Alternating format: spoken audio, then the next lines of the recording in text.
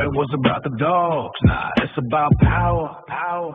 Yeah. Put up to the specialty, sunrise on the ground. Dogs in the grooming tents, whispers all around. Catalog smiles with the tension in the air. Every handshake got a hidden little snare. Bored in the back room, running quiet little schemes. Bylaws in the pocket like a stack of poker dreams. Say it's for the breed, but they guarding their throne. If you question anything, they coming for your bone. Grievance in the envelope, certified mail. Club justice system, but the deck. Welcome back, everybody. I hope you all had a good lunch. Welcome if you're new here. Welcome if you're returning. Welcome back.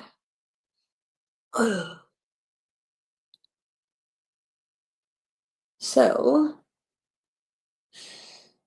I guess the prosecutors have one more rebuttal witness. So I imagine the afternoon will be short.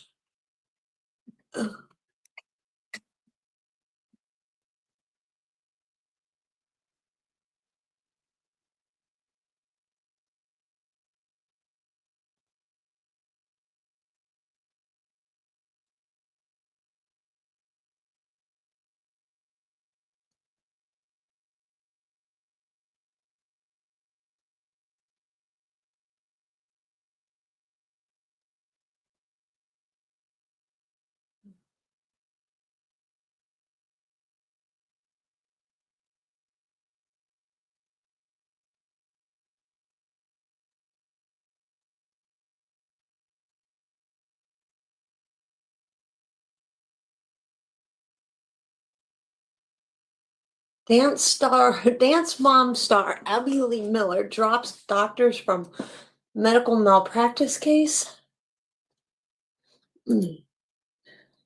Everybody's trying to sue for medical malpractice these days, I guess.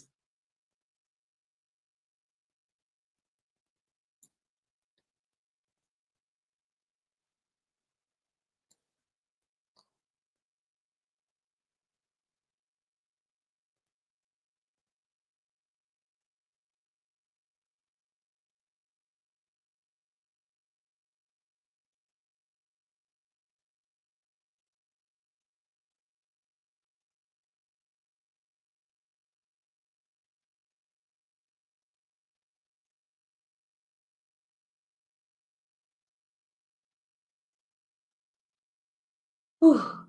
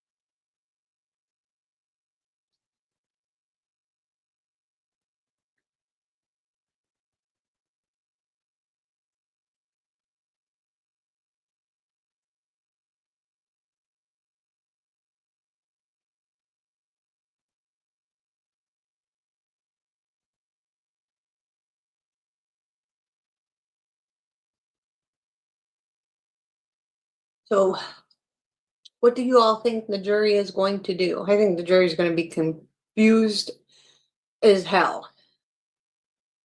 They either already know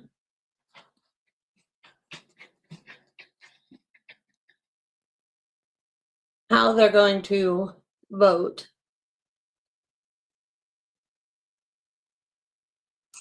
or they're going to be confused as hell.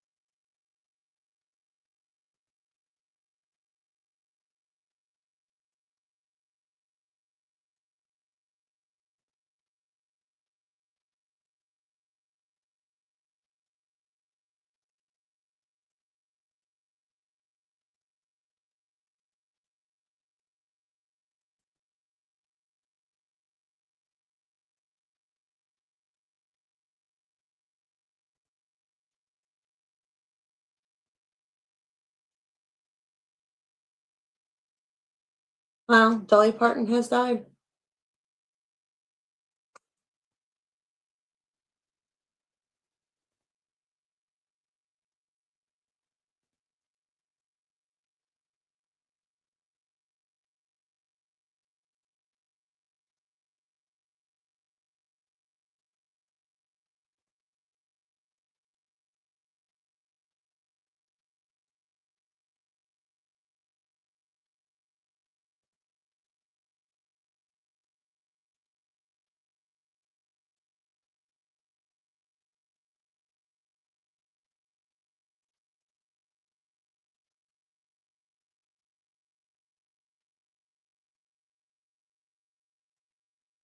Her brother just died too.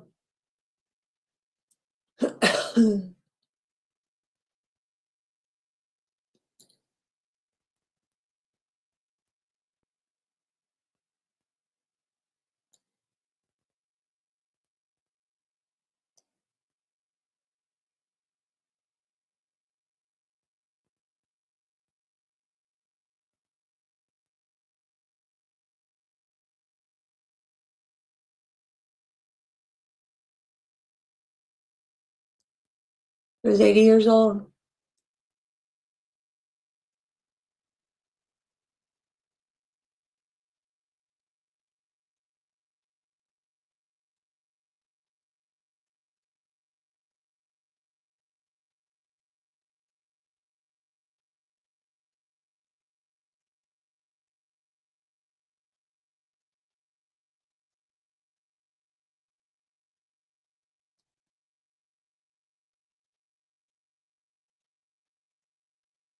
Well,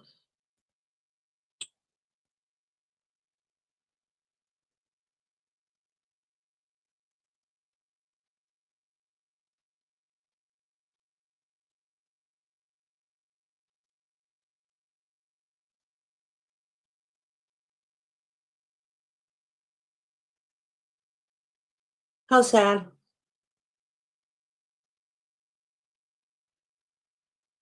Her brother just died though. I mean, like, I think she lost a couple brothers, like, recently.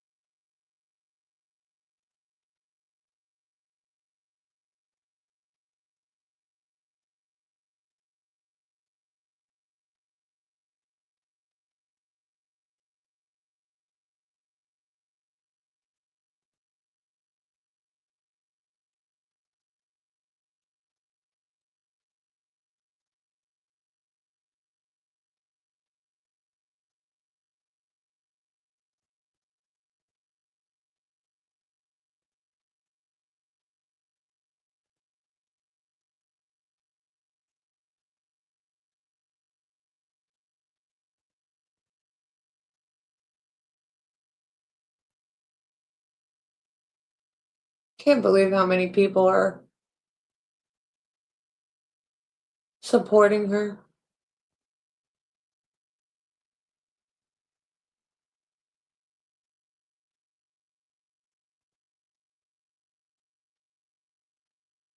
All the pink hearts in chat are for her.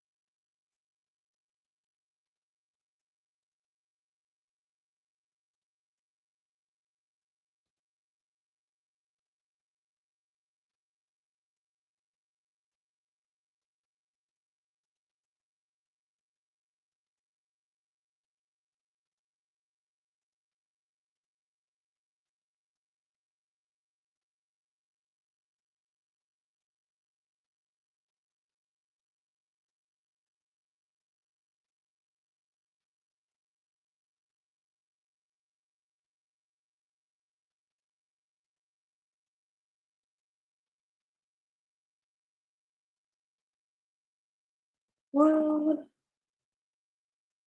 no.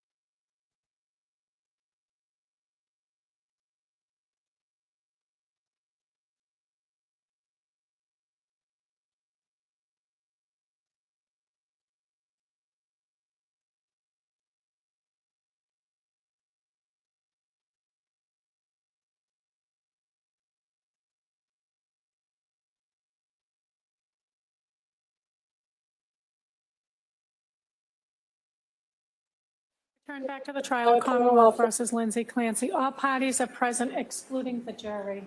All right. Counsel, you all set for the jury? Yes. Yes, counsel? All right.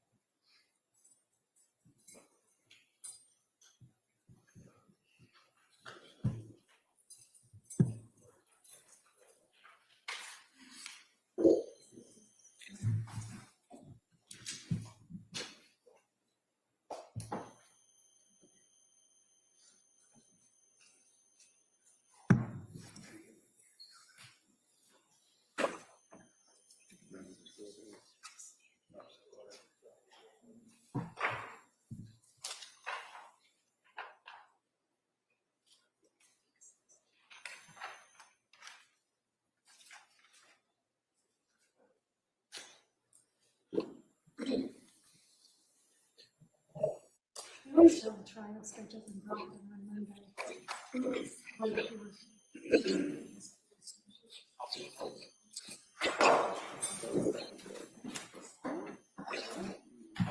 Court, all rise. Jurors entering.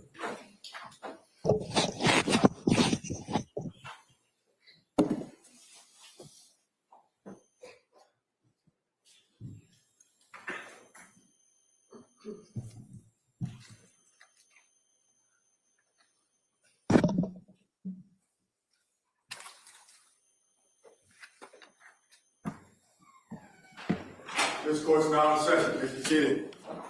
For the record, we return back to the jury trial in the matter of Commonwealth versus Lindsay Clancy. All parties are present, including the defendant and including the 18 jurors. All right. Como? Thank you, Your Honor. The Commonwealth calls Dr. Gregory Saathoff.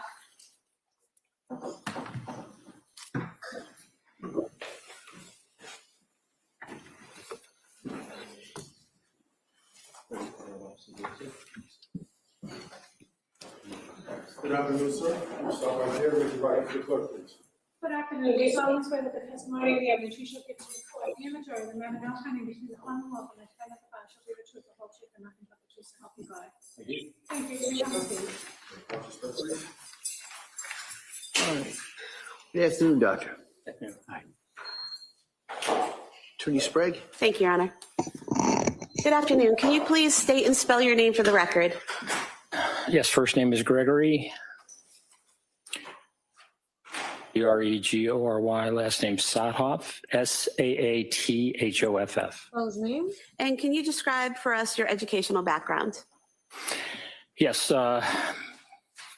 I received my undergraduate degree at the University of Notre Dame, and then my medical degree, my MD, at the University of Missouri, and then my residency in psychiatry at the University of Virginia. And can you describe for us your occupation? Yes, I'm a professor of emergency medicine and public health sciences at the University of Virginia. I also see patients in the Virginia Department of Corrections, where I also teach students. And I also serve as the senior psychiatrist for the FBI's Behavioral Analysis Unit in Quantico. Oh, and how long have you been the senior psychiatrist for the FBI's Behavioral Analysis Unit, or BAU? Since 1996. And are there other psychiatrists who contract with the FBI for that department? Well, certainly for the FBI writ large, there are psychiatrists who work with them. But as for the Behavioral Analysis Unit at Quantico, we sometimes have Walter Reed fellows who are psychiatrists. But other than that, I am the psychiatrist for the Behavioral Analysis Unit. And what does that entail? It entails working with the behavioral analysis units on crimes and concerns, whether it is with children. I'm occasionally asked to consult with the behavioral analysis unit relating to children, crimes against children, also crimes against adults, and also national security issues, and in particular issues relating to threat assessment. And are you, or do you consider yourself a forensic psychologist? Psychiatrist, yes. Sorry, I apologize. And what is the role of a forensic psychiatrist? Well, a forensic psychiatrist examines issues with mental illness, and it's really the interface of mental illness and the law. Sometimes that can involve criminality. Most often, forensic psychiatrists are engaged in assessing mental status at the time of an offense or competency. But also forensic psychiatrists can consult to institutions or also treat patients within facilities such as jails and prisons. So that work that you do as a forensic psychiatrist, is that in addition to working with the Behavioral Analysis Unit at the FBI and working at UVA and in teaching, and your work in the Bureau of Prisons? Yes. And in terms of your work as a forensic psychiatrist, have you done evaluations and testified on behalf of both prosecution and defense as a forensic psychiatrist? Yes. Approximately how many times have you testified in courts as a forensic psychiatrist?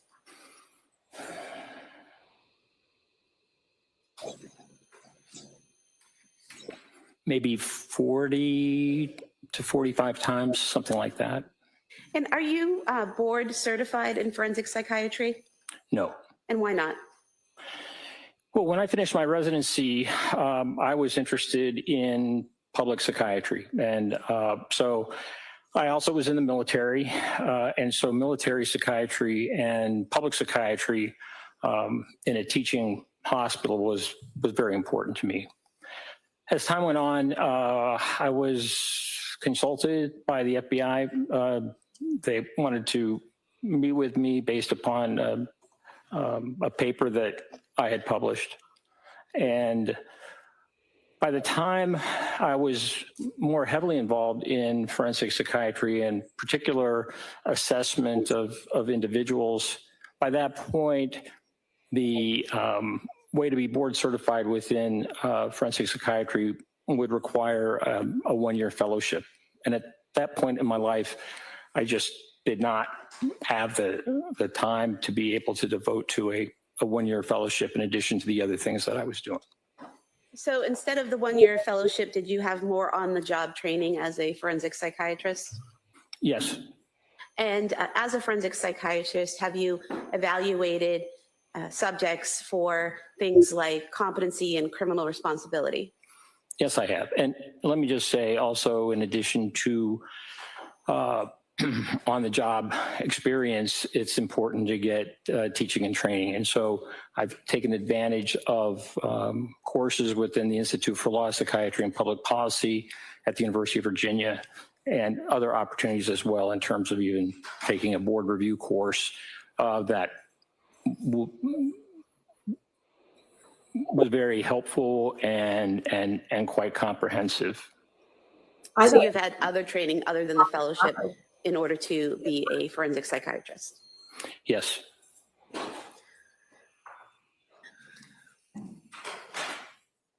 And can you talk a little bit about the work that you've done with inmates?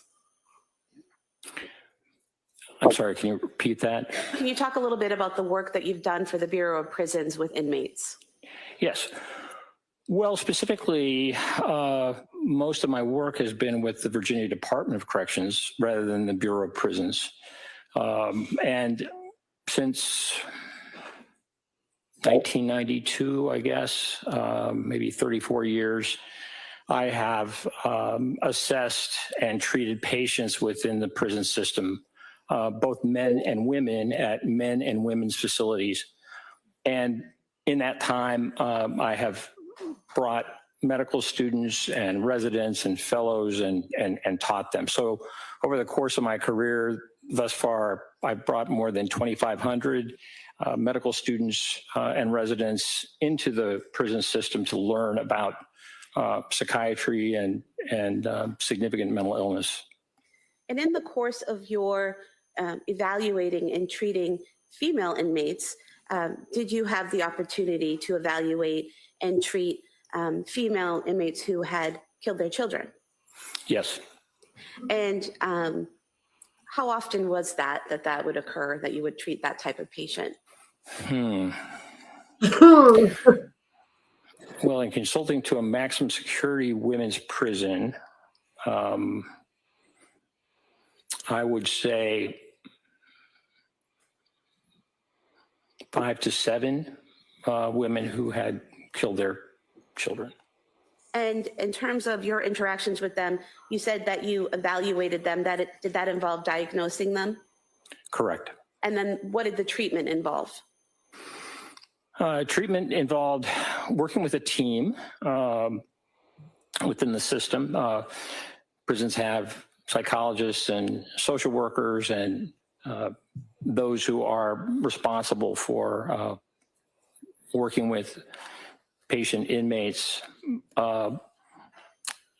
Medication treatment is very important, but also there are important therapeutic aspects. For a number of years, I ran a group in prison, as I felt that was important, and my students felt that was important as well. And in terms of the group you ran, what type of group was that?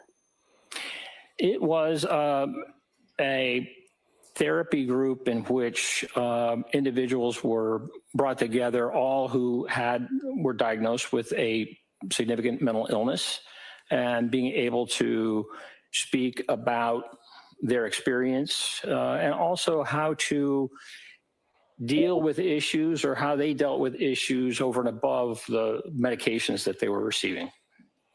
And in your experience in the Department of Correction at the Bureau of Prisons, treating these patients, and also in your experience working at the FBI, did you encounter individuals who suffered from psychosis? Yes, very much so. And could you estimate how many patients you have treated who suffered from psychosis? I'm going to object at this point. Why? No, overall. Thousands. I spent 15 years running an inpatient admissions unit in a teaching state hospital. And so. First sidebar. Sure. Why? No, like when he's talking about what she's going to endure.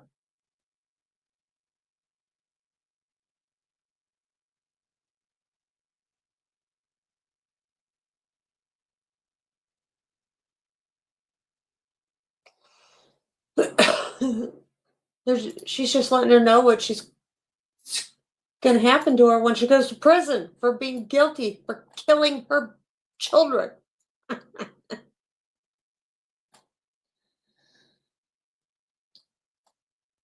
To take the eyes off of being, like, having sympathy for her? Is that what you want?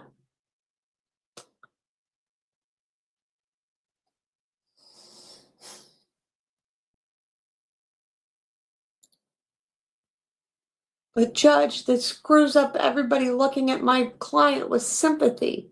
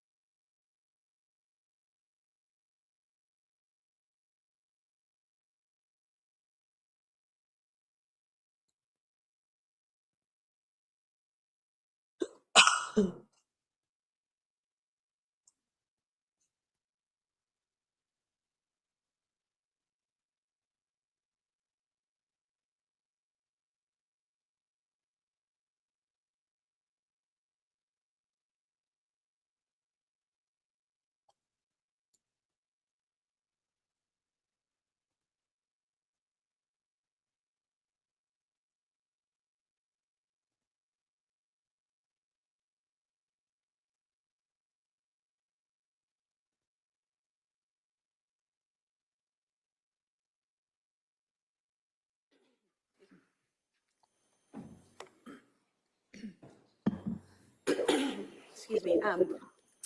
Doctor, you were about to describe a hospital that you had previously worked at, is that correct? Yes. And where was that and what type of hospital? It was a state hospital in Virginia, near Charlottesville, Virginia, where the University of Virginia is. It was a teaching hospital with medical students and residents, and was a facility that dealt with some of the most severely mentally ill individuals who would have been committed to the hospital. And how long were you at that hospital in that role? 15 years. And during that time frame, is that when you saw the thousands of patients that you treated with psychosis? I saw them there, yes, but also within the prison system. And of course, during training, during my residency. Have you ever written any articles about postpartum psychosis? Yes. And when was that? Oh, thank God.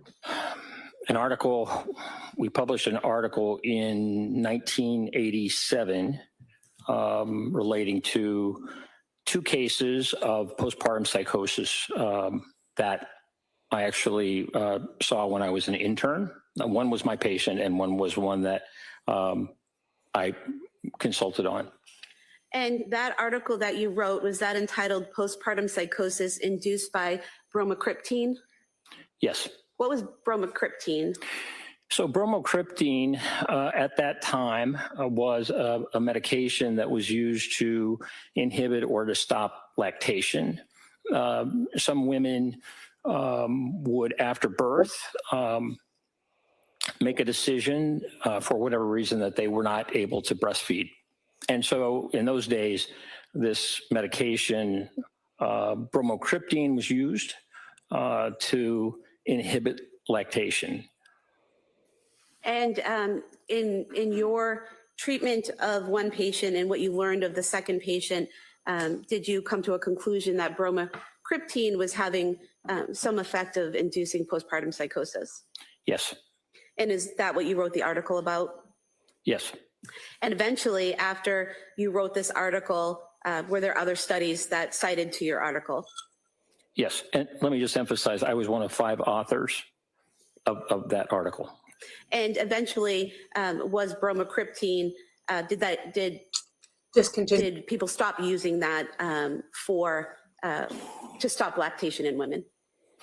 Yes, the FDA took it off the market, I believe, in 1994 or 1995, not just for the reason of postpartum psychosis, but also for other problems, cardiac problems and the rest that bromocriptine sometimes caused in people. And to your knowledge, was your article with the other co-authors the first article that brought to scientific attention this issue with bromocriptine and postpartum psychosis? I'm sorry, can you ask that question again? Sure. To your knowledge, was this article that you wrote with others the first article that brought to scientific attention the possible link between bromocriptine and postpartum psychosis? That's my understanding. There were a few letters to journals commenting about bromocriptine and a connection, but I think the first article that was written was ours that we wrote about the two women who suffered postpartum psychosis.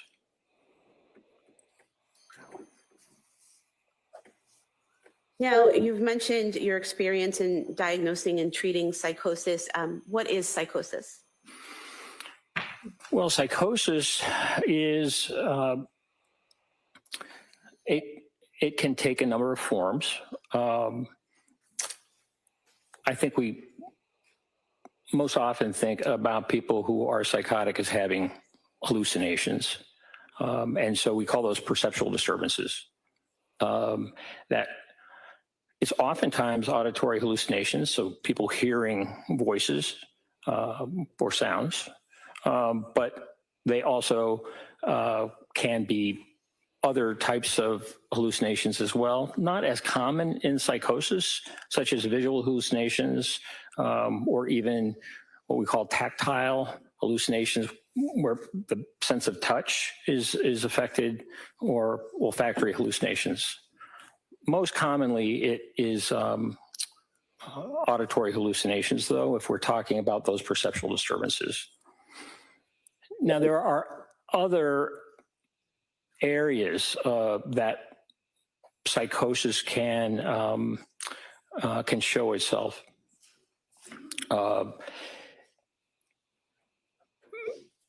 Delusions are fixed false beliefs. They can be bizarre or non-bizarre.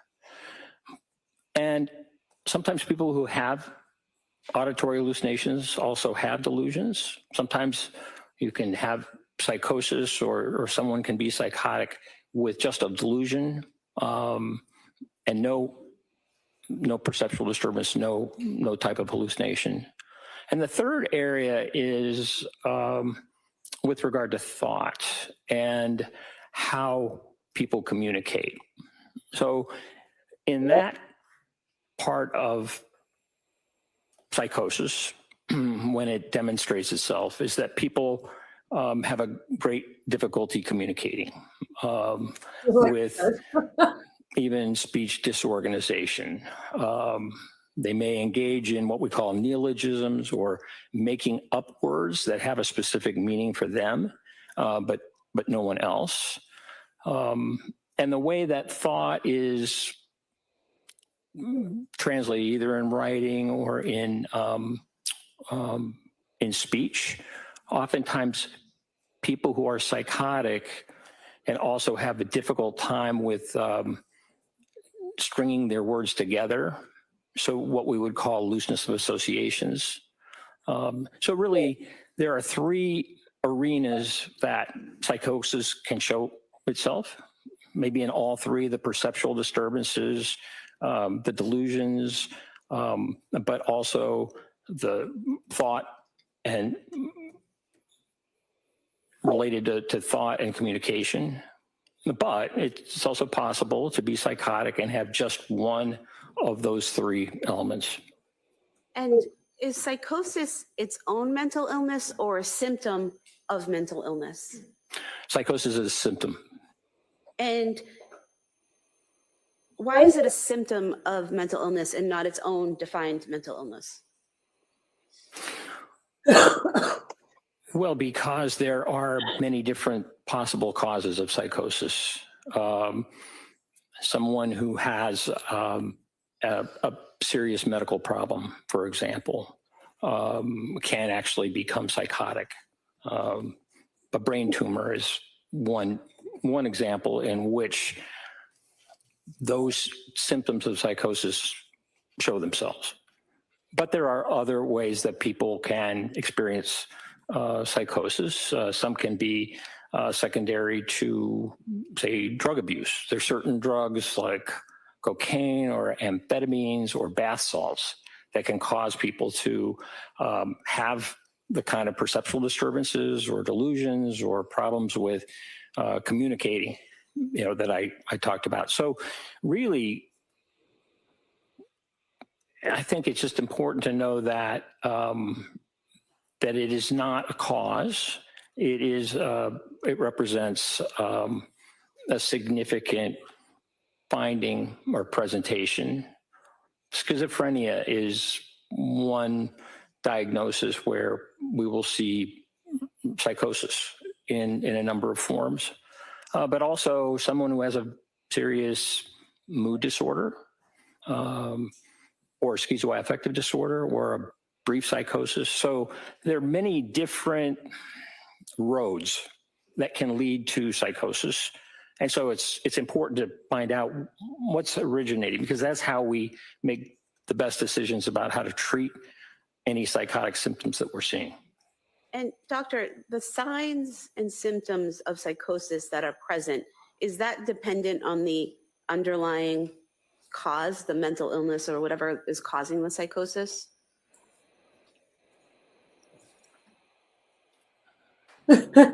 Yes. When you say dependent,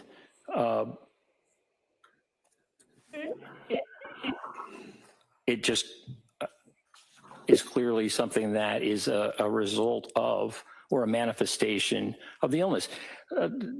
For example, there are many different things that can cause a fever, right? And so while a fever is a symptom, it's a presentation that's very significant and can be very significant. What we need to do in medicine and psychiatry is find out, well, what is the cause? Because that is what's going to lead to the most appropriate treatment.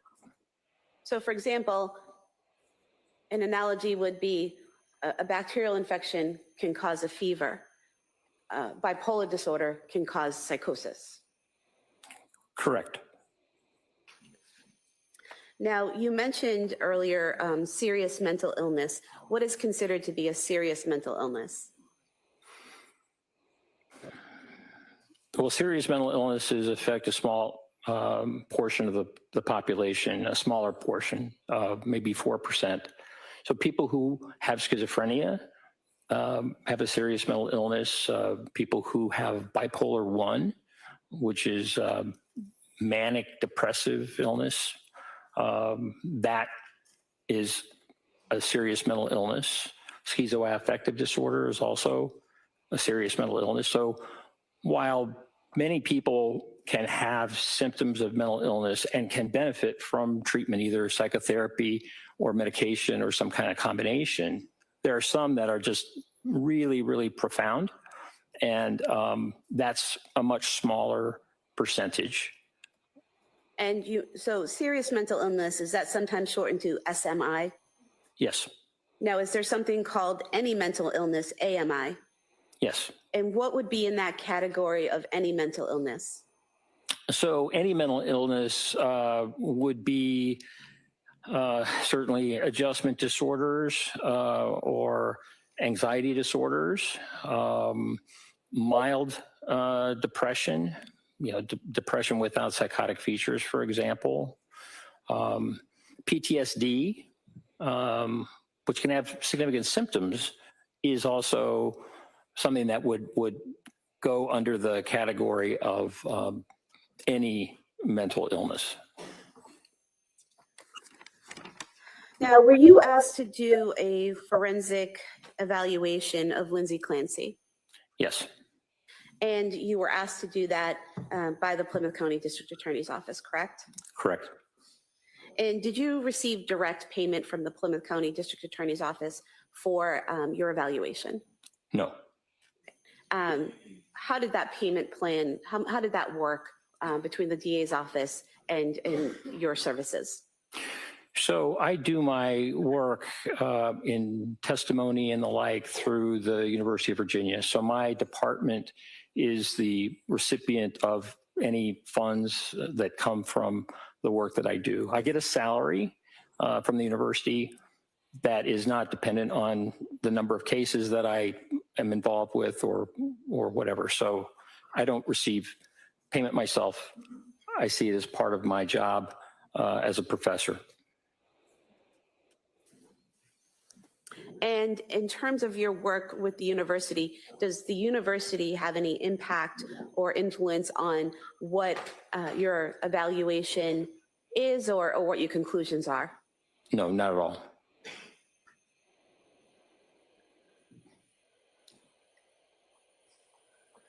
For your review of Lindsay Clancy, what types of records and other materials did you review? Well, they were extensive. They involved significant medical records, not just the psychiatric records, outpatient, inpatient, but also medical records. Certainly the hospital records from McLean, the hospital records from Tewksbury, but also emergency department visits at South Shore and Mass General Hospital. So a significant body of medical and mental health records, both inpatient and outpatient. But in addition, there was a substantial amount of grand jury materials that I reviewed, and videos. For example, videos not only of interviews of individuals, but also in January when the Clancy family went to the museum, or they went to the Cape Codder water park, was able to review those kinds of videos as well. I also received the reports from both the government, but also the defense. And so those experts who were retained, I had an opportunity to review those. I mean, the list of materials is very significant. CVS records, for example, pharmacy records, and law enforcement records, for example, the police reports and things like that from that day, 24 January 2023, in which the event occurred. And Doctor, is it typical for you to have such a breadth of records and information, both pre-killing and post-killing, when you do a forensic evaluation? I love how she's saying killing. No, I wouldn't say that's typical. Certainly for any evaluation, it's important to try and obtain as much information as possible. But in this case, I think the amount of information was truly significant. And you also interviewed the defendant, correct? Yes, I did. And how many times did you interview her, and for how long? I interviewed Ms. Clancy on 2 occasions. One was on the 29th of May of this year, and the other was the 4th of June. I believe on the 29th of May, I interviewed her for approximately 6.5 hours. And then the second time in June, Wow. June 4th, it was about 5 hours. And were those interviews in person or on Zoom? They were by way of Zoom. And why were they by way of Zoom?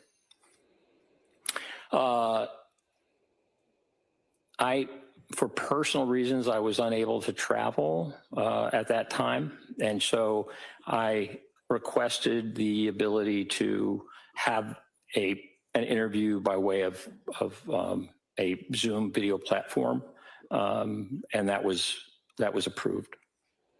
And did you find that doing the interviews by Zoom inhibited your ability to evaluate Ms. Clancy in any way? Well, I think there are always limitations when one is not physically present, when one is seeing someone in a video setting.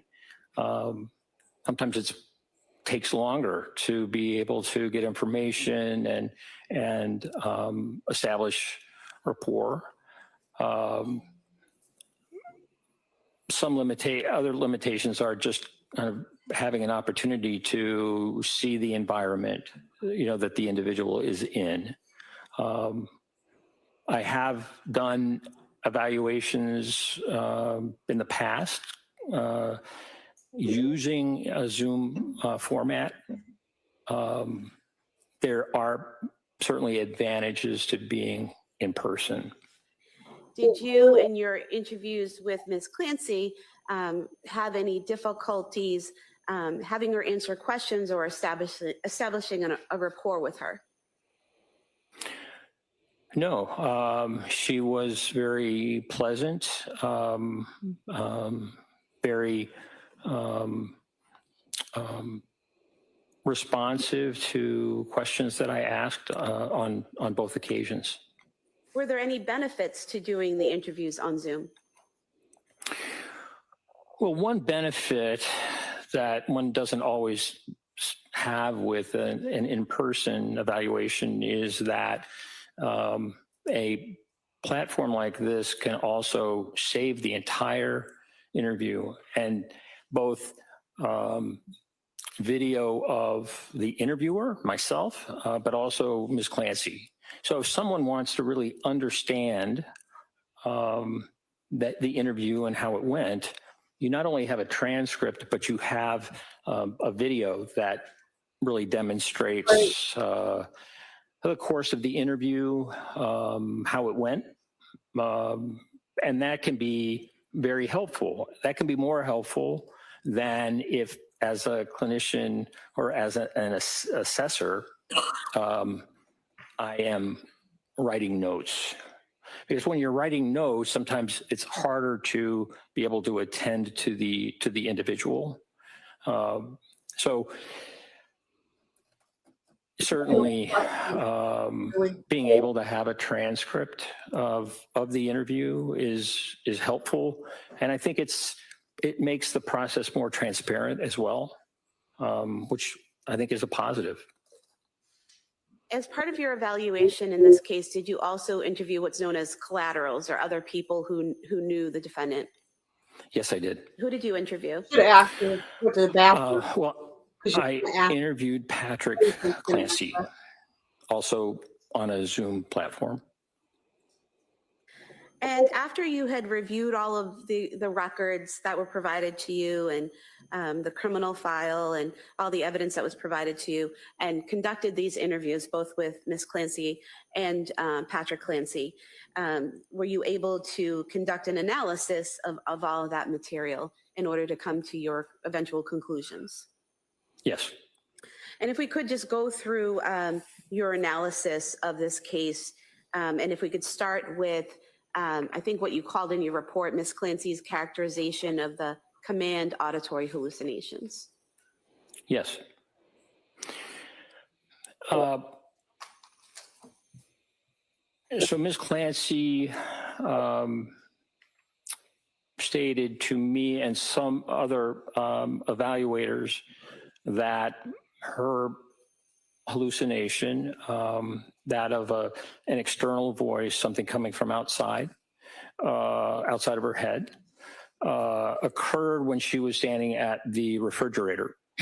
She said that she was in the process of making her children their dinner when she received a call from Patrick Clancy, returned the call, and then as soon as she finished the call Doesn't make with sense. Patrick Clancy, she said that that is when she heard the voice. This is your last chance. You have to kill your kids and then kill yourself. And so that was what she told a number of us. There are also other accounts that she made to individuals that were quite a bit different. To Dr. Spinelli, for example, she said that the voice happened at what, 5:10 or 5:15 p.m. as soon as Patrick Clancy left on his errands, and that the voice. She described the voice to Dr. Spinelli as increasing in intensity, but saying, "This is your last chance. You have to kill your kids before you kill yourself." But also that it was that her children would suffer if she did not do that.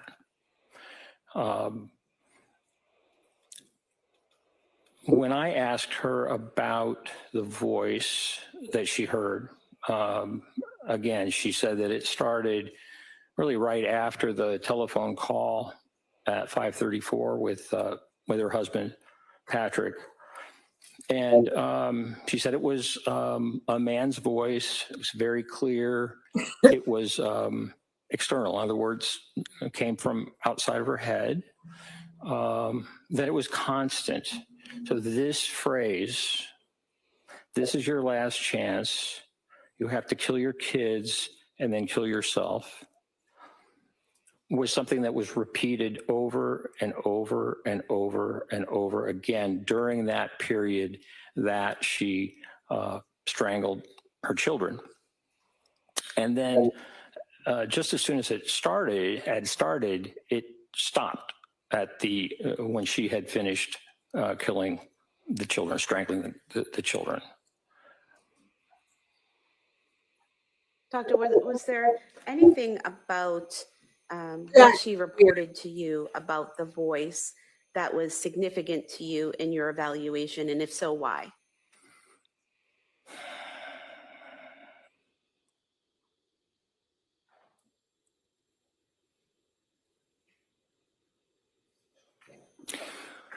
Well, what was significant to me is that she had not spoken about hearing voices before that in any of the mental health professionals, the psychiatrists, the nurse practitioners, the physicians and staff in the emergency departments or at McLean. And so this was the first time that she reported that was documented, but also that she experienced an auditory hallucination, according to what she told me. So that was unusual. And then also, what was very unusual was the fact that She obeyed the it? voice Started and stopped? stopped with Killing her the husband? death of, The last or the strangling of her youngest son, Callan, and that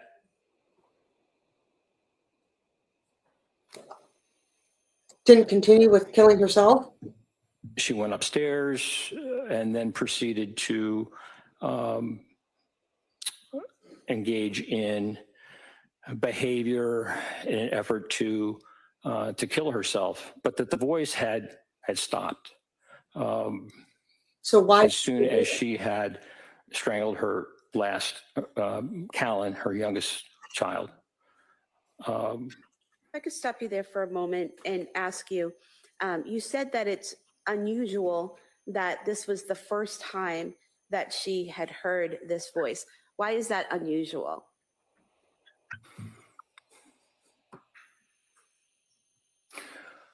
Well, she had certainly suffered with symptoms of mental illness, depression and anxiety, most specifically.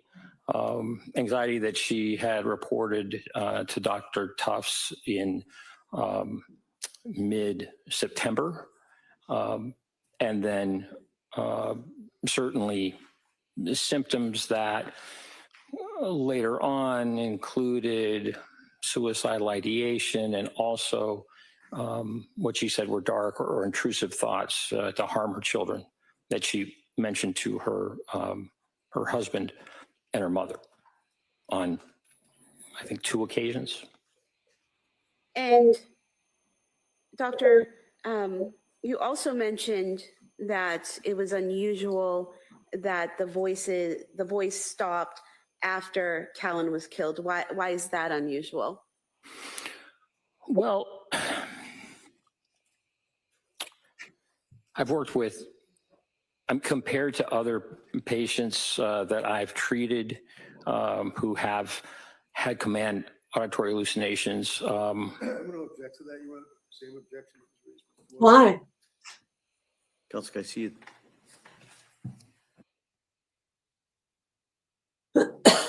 It's his experience. He's an expert.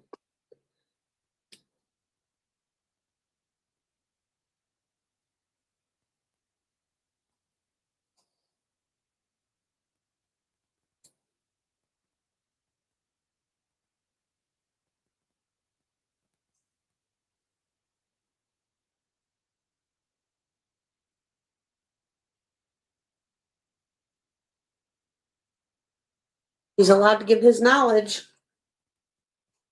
You allowed your forensic to give his knowledge.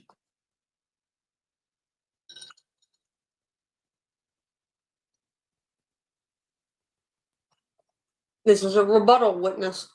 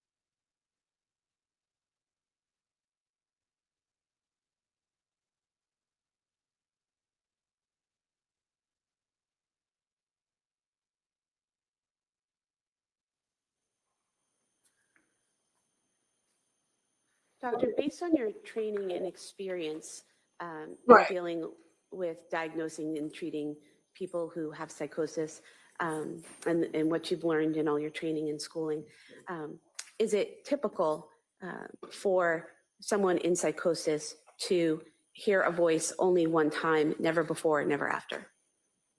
No. And again, based on your training and experience, is it typical for someone in psychosis to hear a voice that's constant rather than intermittent? No, that is not typical. And what does it mean, the difference between a constant voice and an intermittent voice? Well, an intermittent voice would come and go. It wouldn't necessarily just keep playing over and over again as if it were on a tape, which Ms. Clancy told me that it was a voice. It's the same thing in the same tone, repeated over and over and over until she had strangled Callan. And is it typical, based on your training and experience, for someone to hear command hallucinations and then for them to stop abruptly? No. Committing the act is not curative of the voice. I've not ever seen that. And doctor, based on your training experience, someone in psychosis hearing a voice without accompanying delusions, is that typical? That would be pretty rare. It's absolutely not typical. And in talking to Ms. Clancy, did you speak to her about the concerns she had that if she had voiced thoughts of harming her children to providers, medical providers, that her children would have been taken away? Yes. And did you see that as a delusional thought? No. Certainly with the requirements that healthcare professionals have to report any issues that could cause harm to children, for example, as required reporters, it's very rational for her to be concerned that by voicing her thoughts of harm could cause her children, certainly an assessment and a rapid assessment and a determination about how best to keep the children safe. So I didn't see that as irrational, but rather rational, just understanding the healthcare system. And when reviewing the records and speaking to Ms. Clancy, did you see or notice any delusional statements or beliefs surrounding the hearing of that voice on the 24th? No, I didn't. Now, based on your training experience, is it typical for someone in psychosis to hear a voice and immediately act on it? No. And why is that? I'd like to have a Dolby hearing at this point, Judge, on this. I'd like to test his qualifications to this. I'm going to, same objection, same ruling. So your opinion is it's not typical, correct? Correct.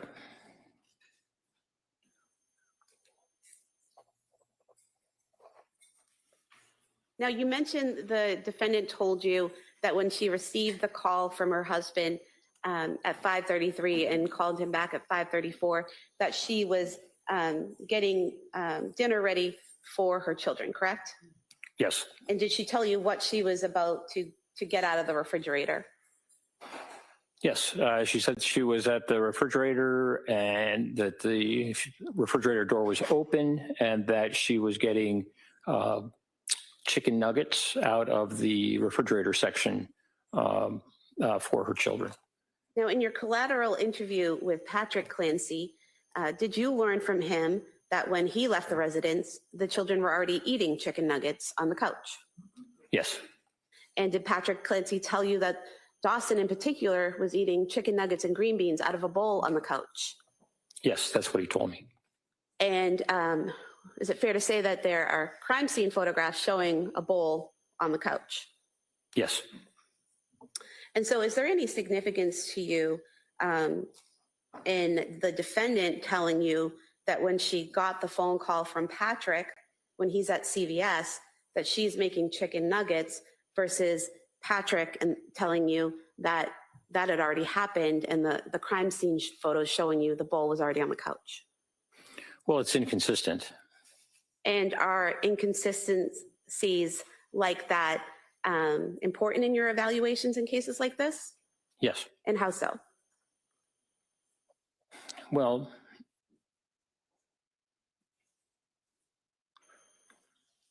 looking at someone's mental status at the time of an offense, it's important to understand what was going on in their mind at the time. And in this case, the widely divergent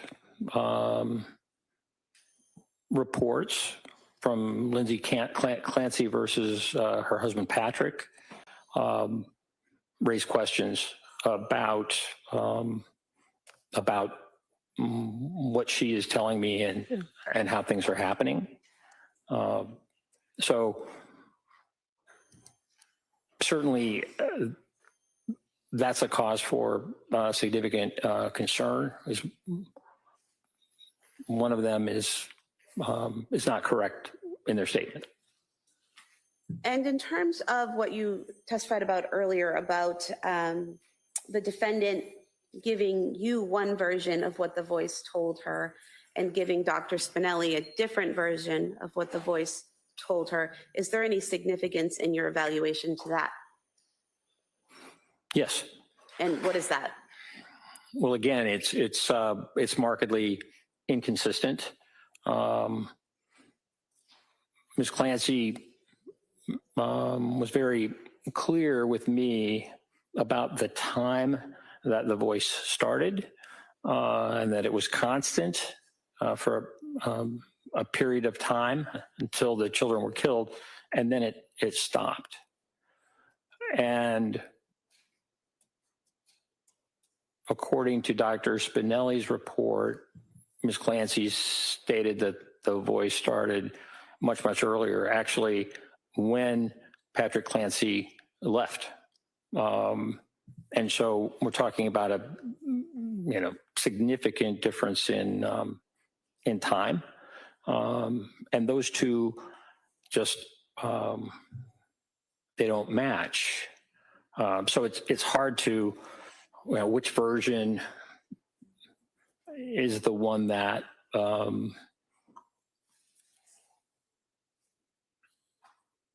I should consider.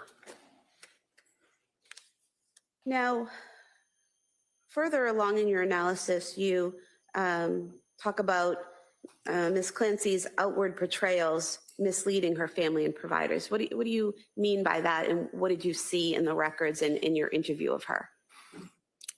Yes. Well,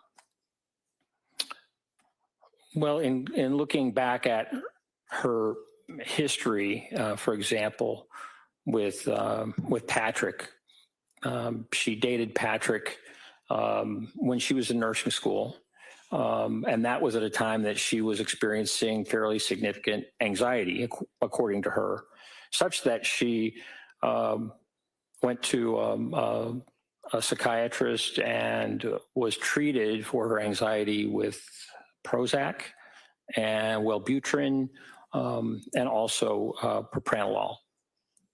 And this was for a fairly significant period of time during their dating, approximately a year. And when I spoke with Mr. Clancy, and also in other testimony and collateral information, he was completely unaware that she was experiencing mental health symptoms at that time that they were dating, or that she was taking medication. And he said he did not learn that she had taken medication, mental health medication, Prozac, Wellbutrin, those are both antidepressants, as well as propranolol, which helps with anxiety, particularly with the kind of presentations that she was doing. But he was unaware until during this time that she was having, great difficulty, November, December time period. And that's of 2022? Yes. But there are other aspects too, where her portrayal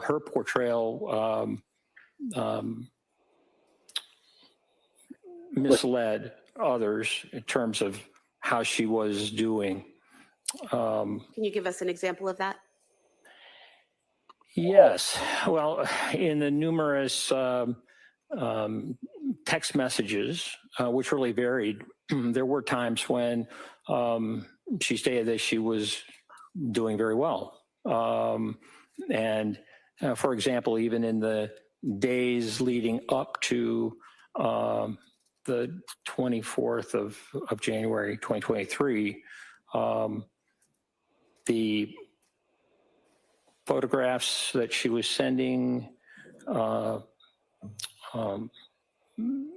Instagram and the like really portrayed something very different than what she later stated was going on inside. With regard to providers,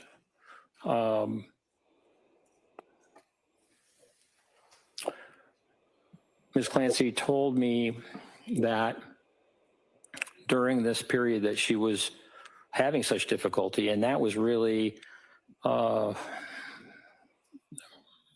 starting in October. She started taking medication in October. Ms. Clancy told me that she was having real difficulty with some symptoms and anxiety and the like.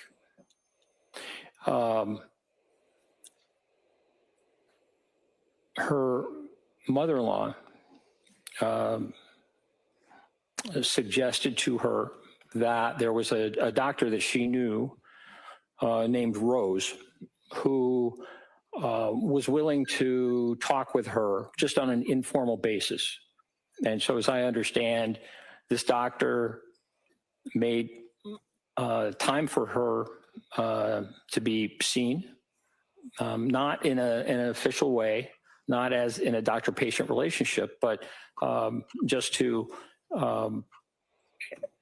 get an understanding about Ms. Clancy's problems. And that this doctor recommended Lamictal or lamotrigine as a medication that could be very helpful, with regard to the depression she was experiencing, the issues with mood and the like. And so in looking at Dr. Tuff's notes, there is a note, I believe, on December 1st of 2022, in which they discuss Lamictal as a real possible medication. And then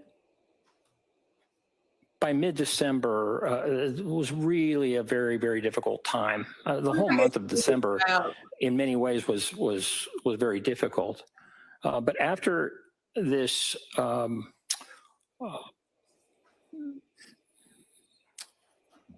experience. Yeah, we have a question. So you've talked about the defendant seeing the provider named Rose and getting the recommendation for Lamictal, the defendant talking to Dr. Tufts about the Lamictal. Was there another provider that she talked to about Lamictal? Yes. And who was that? That was nurse practitioner Gelada. And eventually was Lamictal prescribed by one of these providers? Well, really by both. And when you say talking, it was a written communication and not a verbal one. And so could you tell from the records whether or not Ms. Clancy filled the prescription for Lamictal? Yes. What is Lamictal? Lamotrigine is actually, Lamictal is an anticonvulsant that was approved for bipolar disorder back in the early 2000s, I think 2003, for bipolar disorder. Now it's used for epilepsy, but also been found by the FDA to be extremely helpful in depression related to bipolar disorder. And after receiving the 3 recommendations to try Lamictal and the prescription from Dr. Tufts, which she filled, did the defendant tell you whether or not she took the Lamictal? She told me that she had decided not to take the Lamictal because she was concerned about the potential for a rash, a serious rash. And the fact that 3 providers recommended this medication to help her and the defendant chose not to take it because of the potential of this rash, was that significant to you in any way in your evaluation? Yes. And how so? Well, Dr. Tufts had written a prescription and it had been filled. Actually, Nurse Gelada also wrote a prescription for the Lamictal, and Ms. Clancy told her, well, you can cancel that because I already have a prescription of Lamictal from Dr. Tufts. What was concerning was that I don't see evidence that Dr. Tufts was notified that she had decided against the Lamictal. And so that would have given a provider an opportunity to think about something else that also could help in this domain. But yet Ms. Clancy had decided not to take it, but also not to tell the doctor that she had decided not to take it. Well, doctor, was there also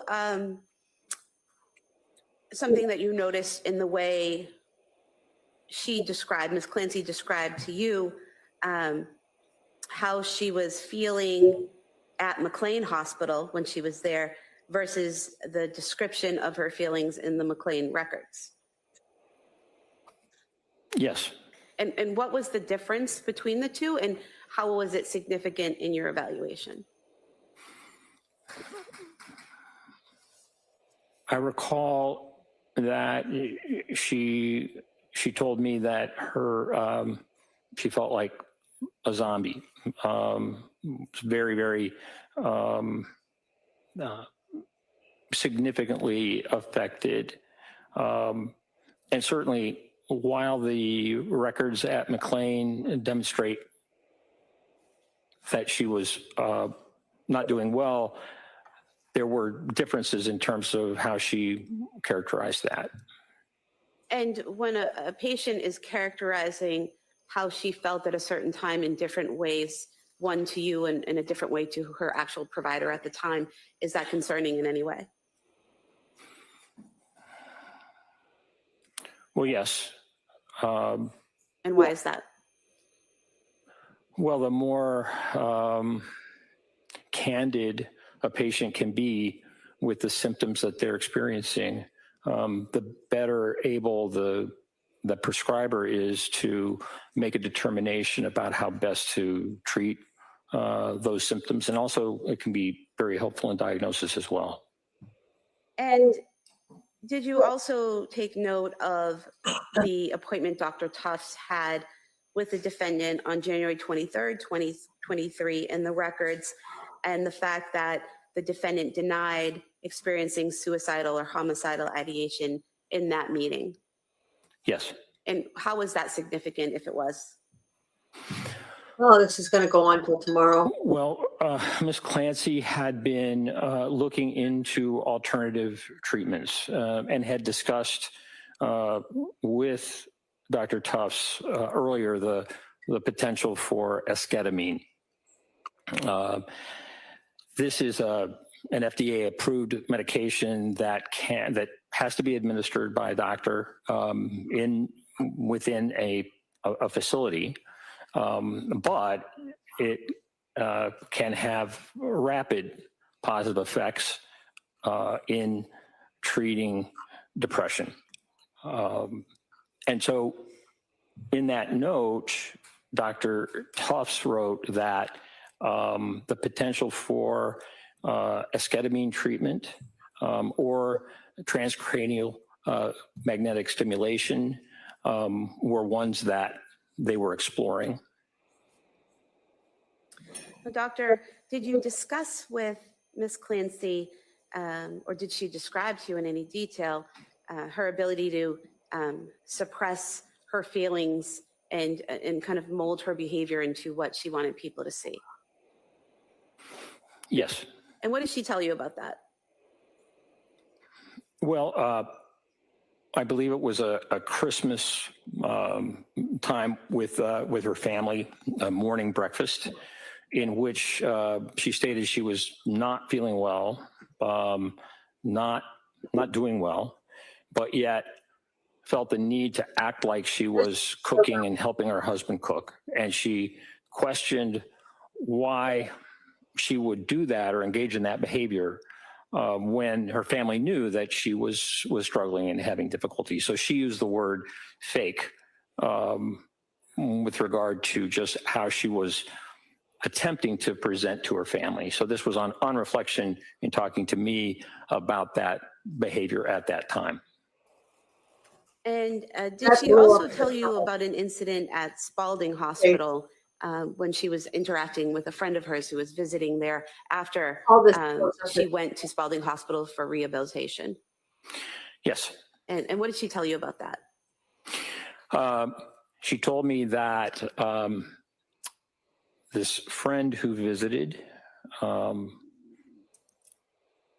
was a longtime friend from when they were both really quite young. And that when this friend visited, Ms. Clancy engaged in, trying to remember how she characterized it, gossip, really talking about kind of the old times and catching up basically on news that this friend, I believe her name was Amy Bevins,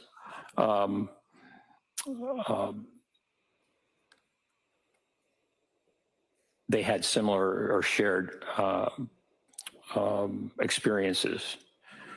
And so Ms. Clancy told me she was upset at Spalding Hospital because this superficial conversation that she had without discussion of the incident of 24 January 2023, that gave an impression, maybe a false impression of Ms. Clancy, and that it hurt the friendship as a result.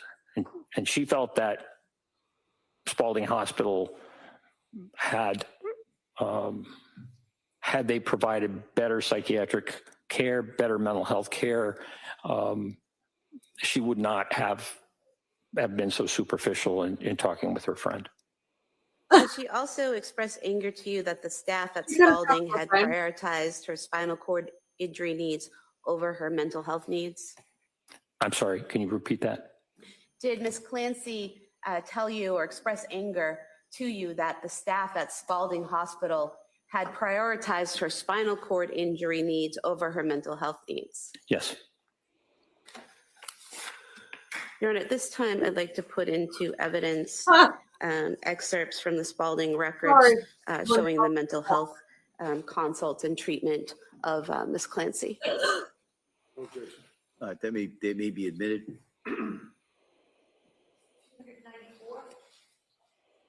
It's 3:25. And so, Doctor, did you have an opportunity to review the Spalding records? Yes. And did you see in the Spalding records that not only a psychiatrist, but also a psychologist and a social worker met with Ms. Clancy while she was at Spalding multiple times? Yes. And is there anything about the inconsistency of Ms. Clancy telling you that she didn't receive that treatment or that focus at Spalding versus the record, what the records show that are significant in your evaluation of her?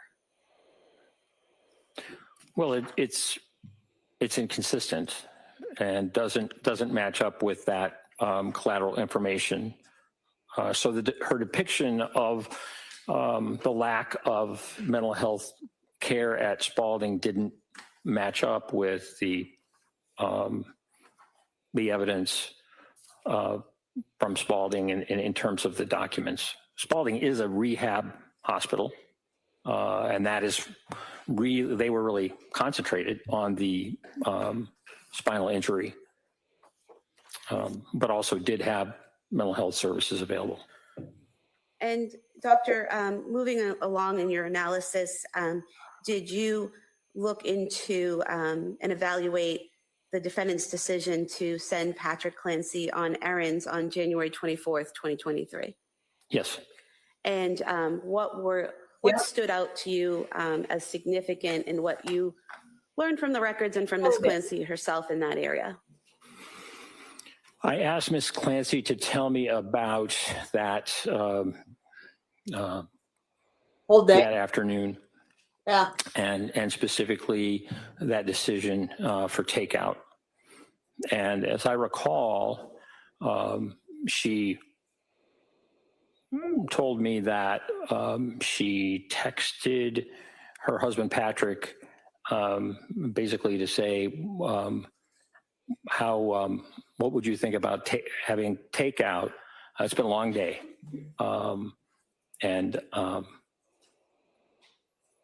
it's a fairly broad, open-ended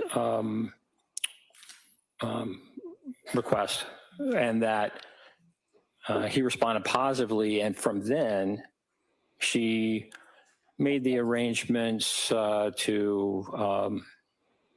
look up the distance between their home, and 3V restaurant in Plymouth, but also looking at, basically making plans to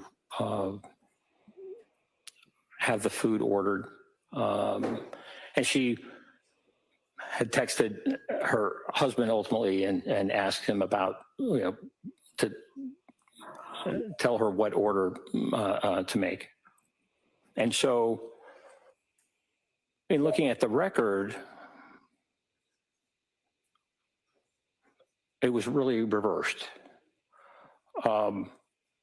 Instead of starting with asking her husband, what would you think about takeout? How about getting takeout?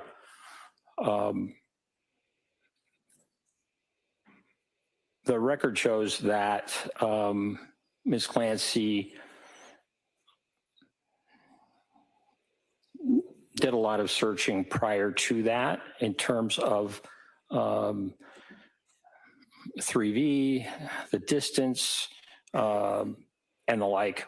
The menu. So there were a number, getting information prior to requesting a text, sending a text to her husband. And in the text, rather than saying, what would you think about takeout, getting takeout, she said, how about getting takeout at 3V? I am, it's been a long day, et cetera. And so this reversal in terms of what she told me, and what actually we see in the collateral, I thought was significant. How so? Well, she told me that the only restaurant that she could remember about getting takeout was 3B. And Patrick told me that they had never gotten takeout from 3B. He named West End Grill and Chestnut Grill as places that were in Duxbury and close by that they liked and that they often got takeout from. They had been to 3V and they liked it.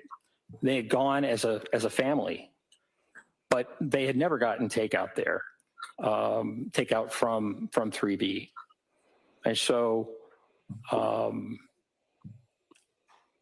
presenting not just the idea of takeout, but how about 3V? And she had already done lots of checking about distance and the like. I thought was inconsistent. What I saw from the record was not what she told me in terms of the order in which she made those decisions, and so I saw that as being significant. And was there a similar scenario with the request of Patrick from the defendant to also go to CVS? Yes. And so what was the difference between what she told you about the plan to go to CVS and or what she told Patrick and what she had done in terms of research? Well, the research for, I think it was Miralax, which was suggested for Cora's constipation. They had had an appointment that morning in pediatrics, and this was suggested that the Miralax and CVS was something that Ms. Clancy looked into sometime after 4 o'clock, but not long after 4 o'clock, and well before she contacted her husband. But that she did not communicate to her husband the importance of picking up Miralax at CVS, who she had called, until really right before he left. So he had planned on going to 3B, driving to 3B, almost 6 miles, to get the takeout. And then she also added on that other errand right before he left. And so was it significant to you that she had researched the Miralax and looked into CVS an hour before, but just added that that part of the errand on right before her husband left? Yes. And why? Well, it lengthened the trip. It added one extra obligation for Patrick, and that would make for a longer time that he was away. And moving along in your analysis, you discuss Ms. Clancy's suicide attempt, and you say that it was serious, but required sequential decision-making. Is that correct? Can you just repeat that? I'm sorry. Sure. In your report, you describe Ms. Clancy's suicide attempt as serious, correct? Correct. And you also state that it required sequential decision-making. Is that correct? Yes. Can you talk a little bit about why you found that it was serious and how you found that it required that sequential decision-making? Well, I think in looking over her records previous to that day, 24 January, she had contacted Aspire twice, the suicide hotline, and spoken to them. And really, as I recall, since early December had been speaking about suicidal ideation. So this was something that that was significant for her. There was, of course, an assessment at, in the emergency department on the 15th of December. So you look through the record and that you do see that she was concerned about self-harm and suicidal ideation. If we look at the actual day after the children were killed, or after the children were strangled, Callan was still living at the time that EMS arrived.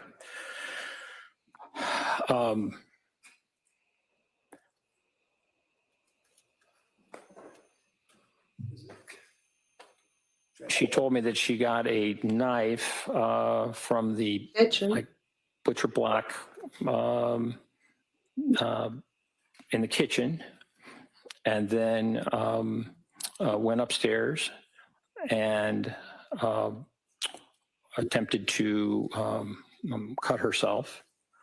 That she also took pills or took an overdose. And I asked her about that, really trying to understand the thought process. What he was trying to understand. No, overall. Really to try and understand how she accomplished the overdose. Because if you're swallowing lots and lots of pills, that can be difficult. And so how many times, how many handfuls of pills did you take or whatever?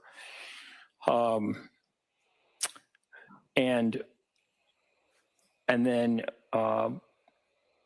she told me that she had slashed the screen and dove out of the window. Doctor, if I could ask you a question. In terms of taking the pills, How many? what did Ms. Clancy tell you about how she took the pills? I'm sorry. What did Ms. Clancy tell you about how she took the pills?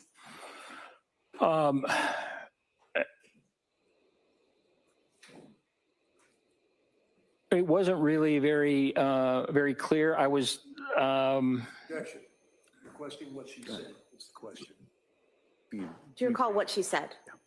I'm sorry. Do you recall what she said about taking the pills, whether she took handfuls or did something else? Oh, she did not say that she took handfuls.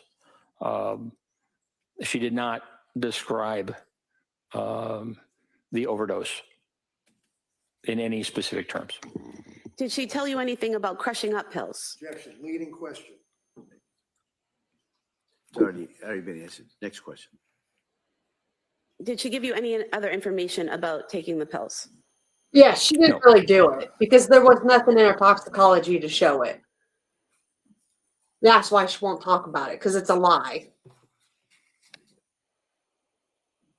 Calm down, Reddington. Now, if you could tell us that portion that I asked you about earlier, what is sequential decision-making and how did you see that in her behavior?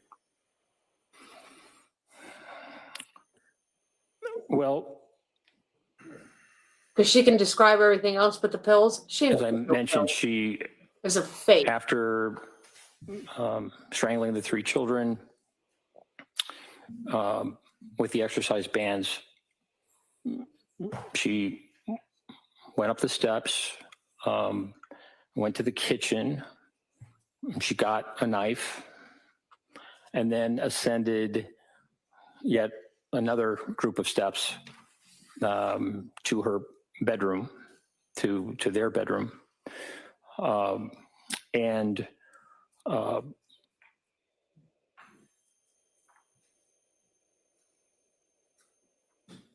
described the Attempted. attempt or cutting her wrists as well as her neck,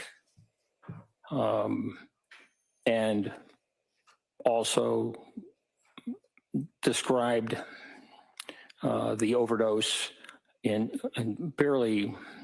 It was just hard for me to get a good idea about how specifically the overdose occurred, what she did, but she omitted some things that I thought were significant.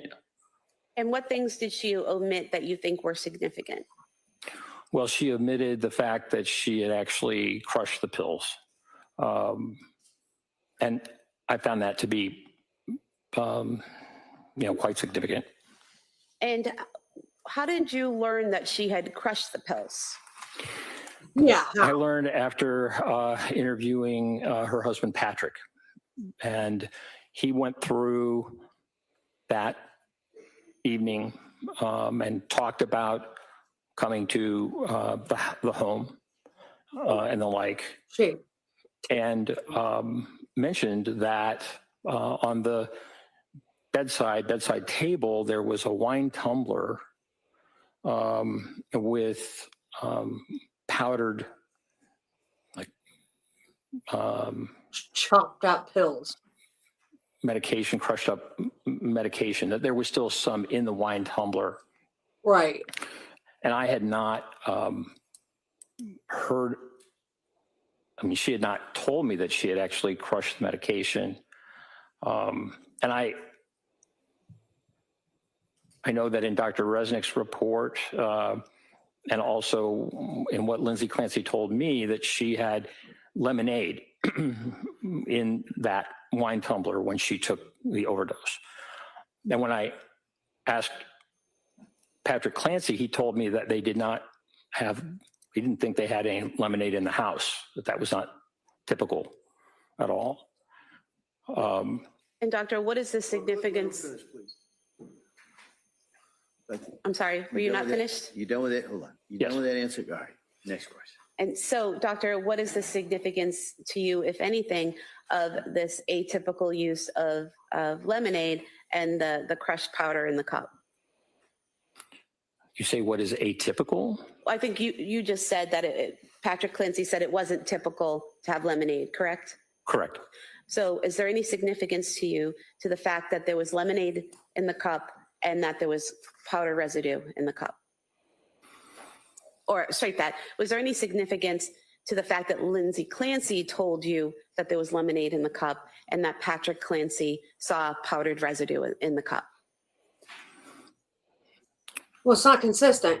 Yes, it made sense that lemonade would be in the cup if you're trying to take an overdose of medication that you've crushed, just because of the bitterness that these pills have.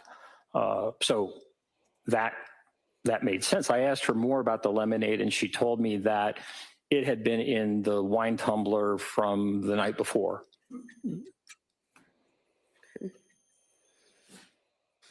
But Patrick says, And in terms of the decision-making process, like what types of decisions is she making? Are you referring to, what to take and how to take it and when to take it and when to cut herself, those types of decisions? Well,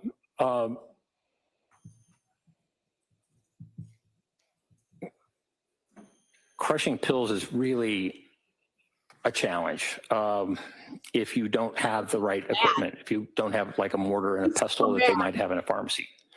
And so what I wondered about was that process of crushing the pills to the point that they were powder in order then to put them in lemonade and then drink them. And so that is, to crush pills, significant number of pills into fine powder is not an easy thing to do, particularly if you don't have the right equipment. It's just kind of a laborious process. And she also did not, it was Patrick Clancy who told me about the door being locked. And she told me she did not recall locking the door. And in terms of Ms. Clancy's ability to execute the strangulation of her children, is there anything about how she did it, what she did, that stood out to you in your evaluation? Yes. And what is that?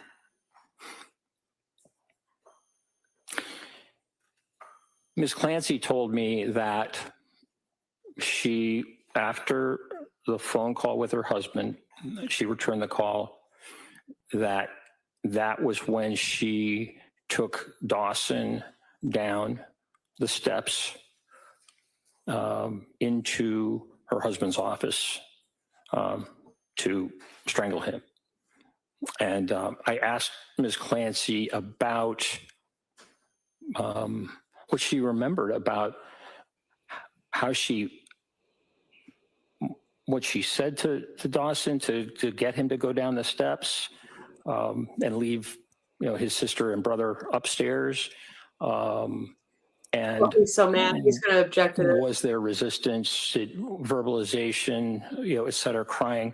And she said she could not recall that. She could only recall bringing him down the steps and then strangling him. And then she repeated that the next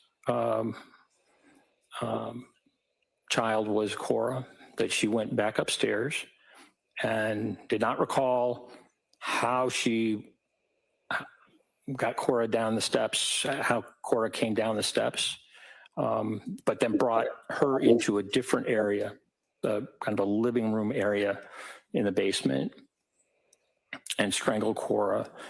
And then lastly, that she went up to get Callan. And I asked her, I said, where was Callan upstairs? And she said, well, maybe in a playpen, often, she said she couldn't really remember, but then bringing Callan down, and he was the last child to be strangled, all during this time where this voice is over and over again saying, this is your last chance. You have to kill the children before you kill yourself. Doctor, is there any significance to the fact that this voice is telling her to kill the children, but not telling her how to kill the children? Yes. And what is that?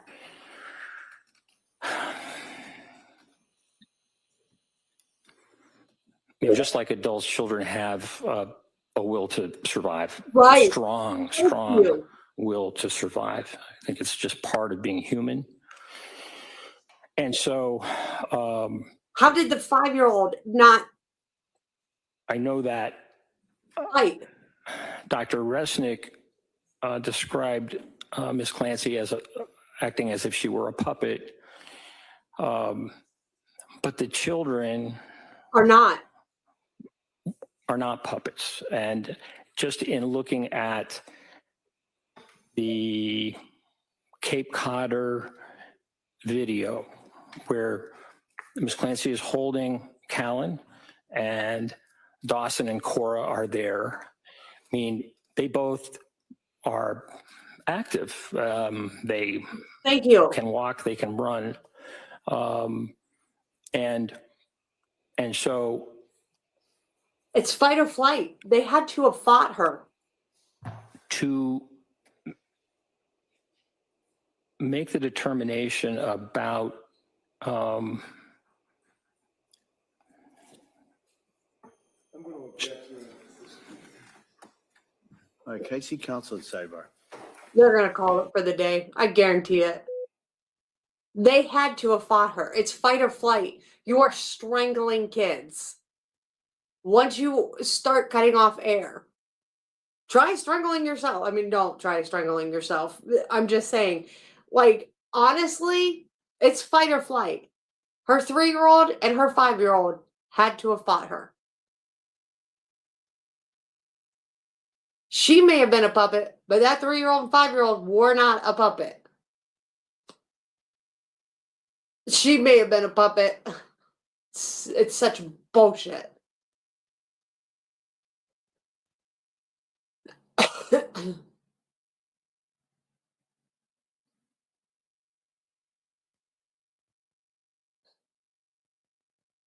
She killed them in the most inhumane way possible.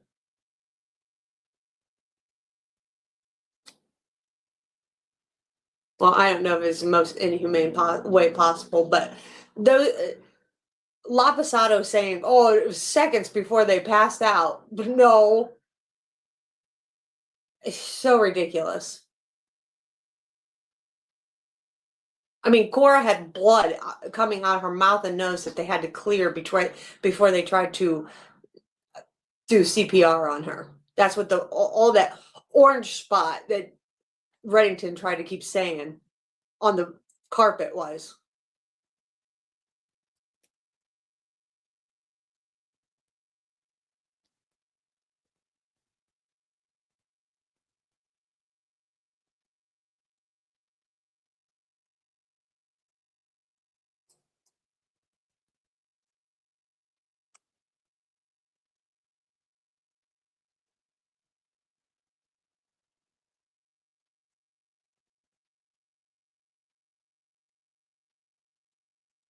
The fact that Reddington's trying to make her look like a poor me is such bullshit.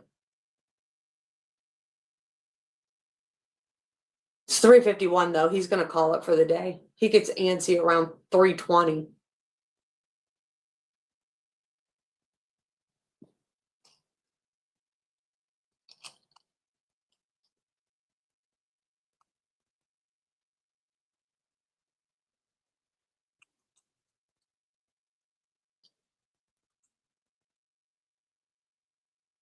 Reddington was writing like a madman though. I can't imagine what his cross is gonna be like tomorrow. I'm gonna be like bullshit.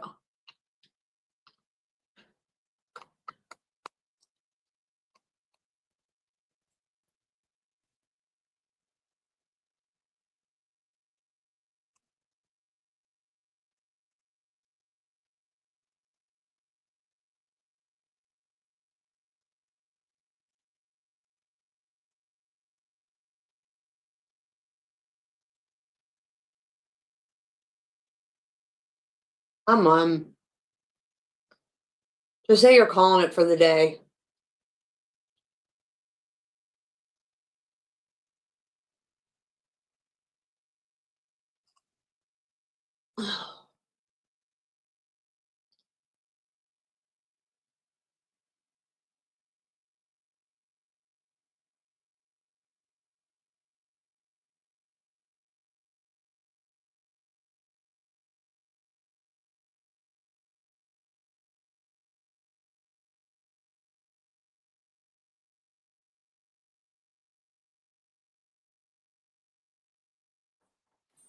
All right, Doc, you may step down. Okay. You may step down this time. Step down. Yeah, please.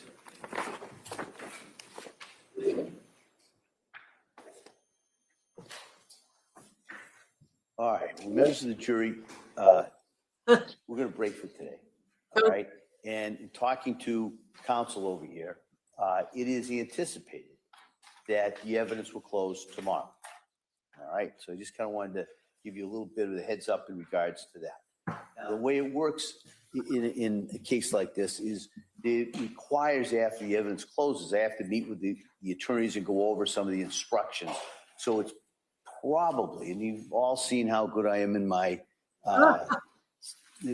predictions about the schedule, but it's probable that we will be doing closing arguments, not tomorrow, but the day after. Okay. All right. So the anticipation is the evidence will wrap up, finish tomorrow, and then we'll start arguments and charge the next day with deliberations that day. All right. So I just kind of wanted to give you as much heads up as I can. Yeah. This is one, well, I don't even want to go where I think about this prediction, but I think it's a good one. So I just kind of wanted to give you some idea Really? of where we are. In regards Yeah, you to- shouldn't predict anything. Excuse you till You're tomorrow supposed to be morning. unbiased. You've heard a lot of evidence, but you haven't heard all of it. All right. And like I've said before, you haven't heard the closing arguments of the attorneys. You haven't heard the law that you're going to have to apply to this. So you still have to keep an open mind. You still have to follow those instructions. Don't read anything about this. Don't listen to anything about this. Don't watch anything about this. And don't talk about it with anyone. You've been so good at following those instructions for all these weeks. I'm just going to ask you to kind of hang with those instructions a little bit longer. And so with that, I'm going to excuse you till tomorrow morning. We will continue with the witness who's on the stand. And like I said, I anticipate that we will, the close of evidence will be tomorrow. Okay? So with all my thanks, as I've done it all the time, thank you so much. And I look forward to seeing you tomorrow. Okay? Court, all right. Yes, please. Yes, please.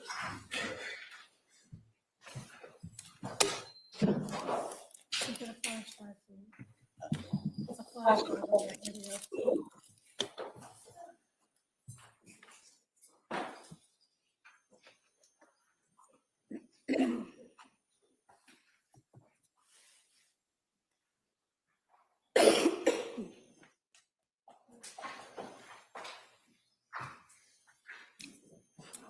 Jurors of excellence, the court, this court's in session. Please be seated. Anything that we need to address before tomorrow morning? No. All right, Mr. Reddington? No, thank you. All right, thank you, counsel. Thank you, everyone. We'll be in recess until tomorrow at 9 o'clock. Court. Okay, well, I will see you tomorrow morning at 9 a.m. Thanks everybody for showing up, hanging out with me. Tomorrow morning should be spicy. So I will see you then. Till next time. Man, club just a system, but the deck set to fail. You speak for transparency, they call it a crime. Next day, you suspended for 6 months of your time. Pedigree, politics, trophies on the wall. Vanity awards while the ethics take a fall. They say it's for the free, but we know what it is. Power in the clubhouse, silence in the beer. Pedigree, politics, ribbons and lies.